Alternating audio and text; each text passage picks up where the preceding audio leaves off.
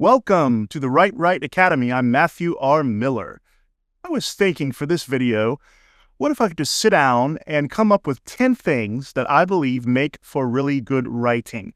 I'm not talking specifically about grammar or real minute points. I'm talking about the big picture, right? Because other videos we deal with grammar and that kind of stuff, more particular topics. But overall, what makes a really good writer? What makes a story a really good story?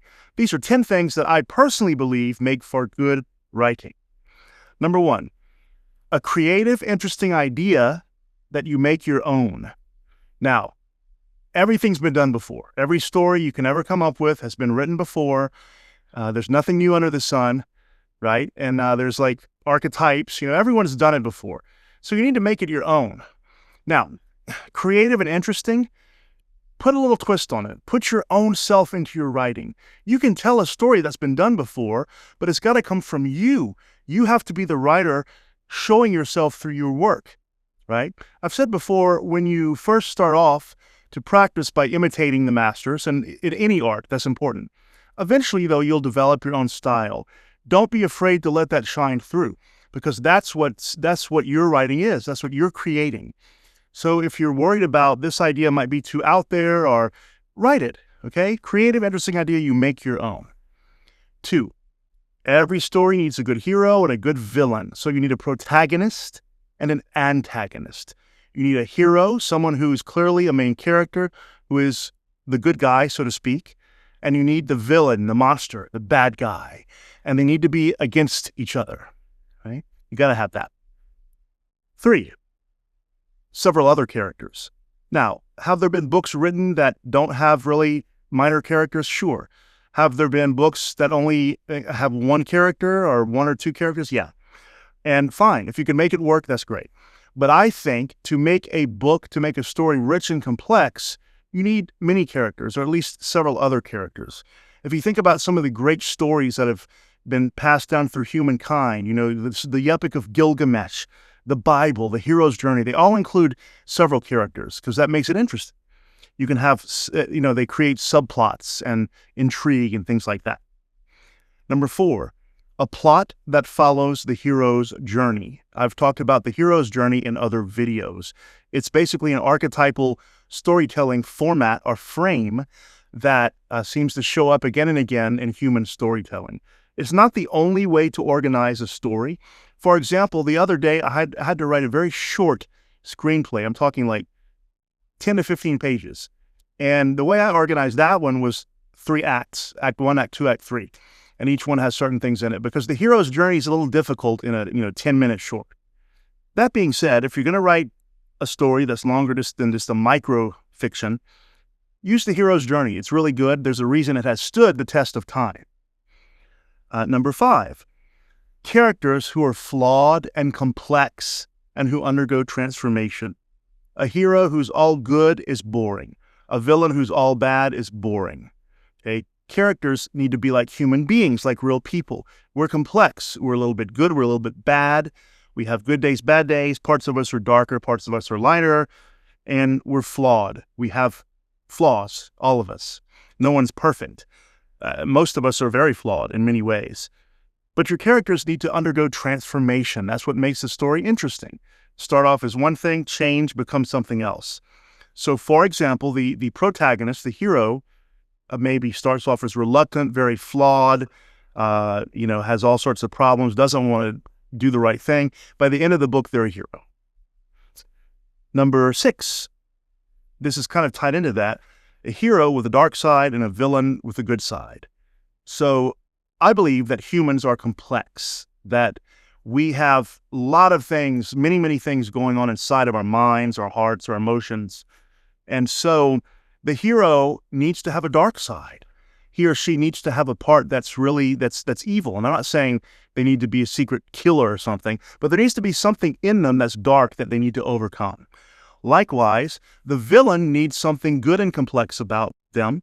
Otherwise, they are boring, and it's not realistic. You also want to maybe have the audience, the readership or the viewer, have a little sympathy for the villain because they can relate to that. So the more human-like, the more real and realistic your characters are, the more the reader, the audience, will relate to those characters. Number 7, using your own language style rather than forcing it. Now, what I mean here, yes, you should master grammar and be able to to use grammar correctly, to use, English well. But within that frame, there's a whole spectrum of choices for style. Think about, for example, Charles Dickens compared to Ernest Hemingway. I think they're both brilliant, but Dickens is a very wordy, complex writer. Hemingway is a simple and flowing writer. I love them both for different reasons. So use your own style. Start off imitating the classics, but once you develop your own style, use it. Don't be afraid to use your own style. Just because someone said something, just because Stephen King said the road to hell is paved with adverbs, don't eliminate adverbs from your writing if you can use them very well. That's just one little example. Use your own style. Develop your own style. It's what separates your writing from any other writing. It's what's going to separate a great story from, say, a pamphlet you get at a doctor's office about indigestion, right? Number 8, avoid cliches. This is difficult because we're all human, and as humans, within a range, within a context, we have similar lives. And what I mean by that, we're all born, we all love, we all lose, we all suffer, we all eat, we all think, we dream. We have some very big things that as human beings we seem to all share. And it's hard to avoid cliches, right, in that sense. So avoiding cliches has to do with describing things. It has to do with your own style, with how your own perspective sees something. There's also language cliches. For example, one that I really hate is in horror stories. You hear this all the time. I let out a breath that I didn't know I'd been holding. Not only is it a little bit unrealistic, but it's a cliche. Everyone says it over and over. The problem with cliches is that they lose their meaning when they're overused, just like any word. If you say something's good, that's a very general word, right? How is the pizza at that place? It's good. Okay, that's very general. Can you be more specific? What are the flavors like? How do they cook it? Do they make the dough there themselves? What oven do they use? What kind of sauce do they use? That kind of stuff. So avoid cliches. Number 9, a good plot twist. Now, not every story has to have a plot twist. And I'm not talking necessarily about like a horror movie where you find out, oh, the uncle was the killer the whole time. This doesn't have to be a earth-shattering plot twist. But you need to have somewhere in the plot where things happen or where something happened that the audience, the readership, is not expecting. That's what makes it exciting and engaging and dramatic. Who is it? R.L. Stine, who wrote the Goosebumps series of kind of maybe young adult scary stories, and I love those things. He said there are 3 parts to a good story: a beginning, an end, and a plot twist. So that's his philosophy, and I agree. There should be some kind of a turn, right, in the plot and what you're expecting. It should turn away from what the reader is expecting. And then number 10, you've heard me say it before, show, don't tell whenever possible. It's not always possible. But instead of saying, she felt sad, you might say, she looked at the ground and then back up at her boyfriend who was holding hands with another girl. She slowly turned around, covered her face with her hands, and walked home. I mean, this is the top of my head. I'm not saying it's great writing, but show, don't tell. If you can describe what's happening rather than telling the reader what's happening, it's better. And I know that's a fine distinction, but instead of viewing something from afar and saying, this is what happened, there was a man, he did this, blah, blah, blah, show it as if you're watching a film, a movie, right? As if you're viewing it in a 3D real life action sequence. That's, I think, at least what I mean when I say show, don't tell.